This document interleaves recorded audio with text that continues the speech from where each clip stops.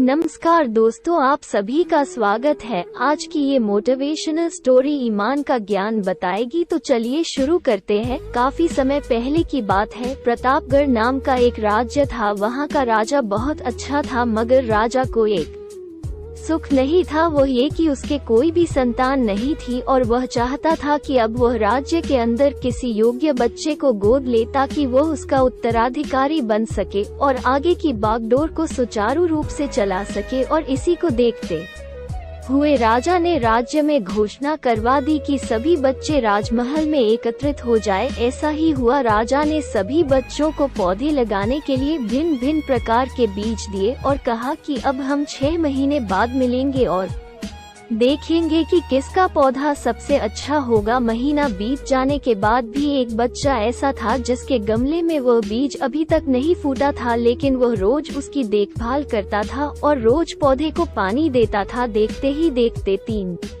महीने बीत गए। बच्चा परेशान हो गया। तभी उसकी माँ ने कहा कि बेटा धैर्य रखो, कुछ बीजों को फलने में ज्यादा वक्त लगता है। और वो पौधे को सींचता रहा। 6 महीने हो गए। राजा के पास जाने का समय आ चुका था, लेकिन वो डर हुआ था कि सभी बच्चों के गमलों में तो पौधे होंगे और उसका गमला खाली होगा। लेकिन वो बच्चा ईमानदार था और सारे बच्चे राजमहल में आ चुके थे। कुछ बच्चे जोश से भरे हुए थे क्योंकि उनके अंदर राज्य का उत्तराधिकारी बनने की प्रबल लालसा थी। अब राजा ने आदेश दिया, सभी बच्चे अपने अपने गमले दिखाने लगे, मगर एक बच्चा सहमा हुआ था क्योंकि उसका गमला खाली था। तभी राजा की नजर उस गमले पर गई। उसने पूछा, तुम्हारा गमला तो खाली है? तो उसने कहा, लेकिन मैंने इस गमले की 6 महीने तक देखभाल की है। राजा उसकी ईमानदारी से खुश था कि उसका गमला खाली है, फिर भी वो हिम्मत करके यहाँ आ तो गया। सभी बच्चों के गमले देखने के बाद राजा ने उस बच्चे को सभी के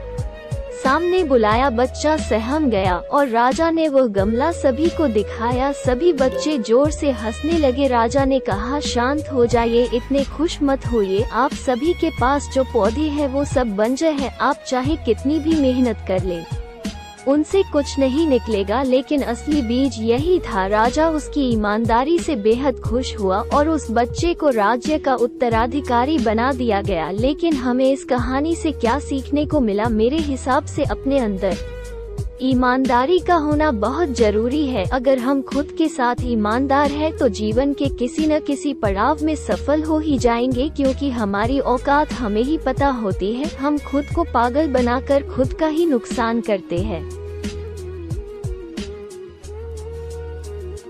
तो मैंने आपका ज्यादा समय खराब नहीं किया और इस मोटिवेशनल स्टोरी को मैंने कम से कम शब्दों में समेटने की कोशिश की है, जो कि मैं कर पाया। अगर आपके कोई सुझाव हो तो कमेंट के माध्यम से मुझे जरूर बताएं। और अगर आपको यह मोटिवेशनल स्टोरी अच्छी लगी हो तो इस कहानी को और लोगों से, आपके दोस्तों के साथ आप शेयर करिए। शुक्रिया।